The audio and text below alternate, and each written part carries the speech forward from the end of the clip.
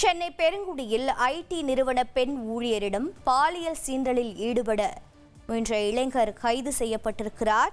பாலியல் சீண்டலில் ஈடுபட்டிருக்கிறார். அத்துமீறலில் ஈடுபட முயன்ற இளைஞர் தற்போது கைது செய்யப்பட்டிருப்பதாக தகவல் வெளியாகியிருக்கிறது.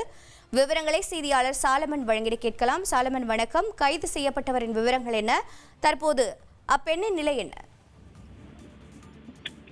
சென்னை பெரும்பாக்கத்தை சேர்ந்த 24 வயதான இளம் பெண். இவர் கேரளாவை சேர்ந்தவர். இவர் அங்க இருக்கக்கூடிய ஐடி நிறுவனத்துல பணியாற்றக்கூடிய நிலையில நேற்றிரவு இளம் பெண் பணியை முடித்துவிட்டு நடந்து வீட்டிற்கு வந்துள்ளார்.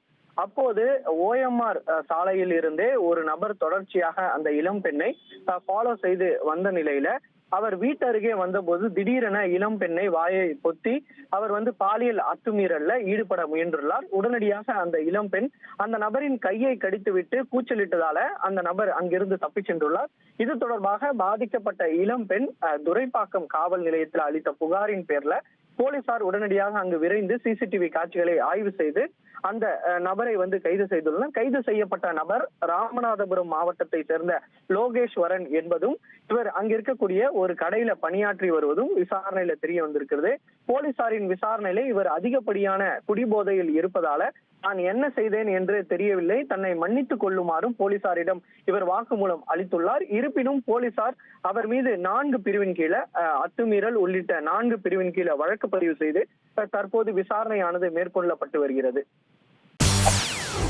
செய்திகளை உடனுக்குடன் தெரிந்து கொள்ள உடனே சப்ஸ்கிரைப் பண்ணுங்க.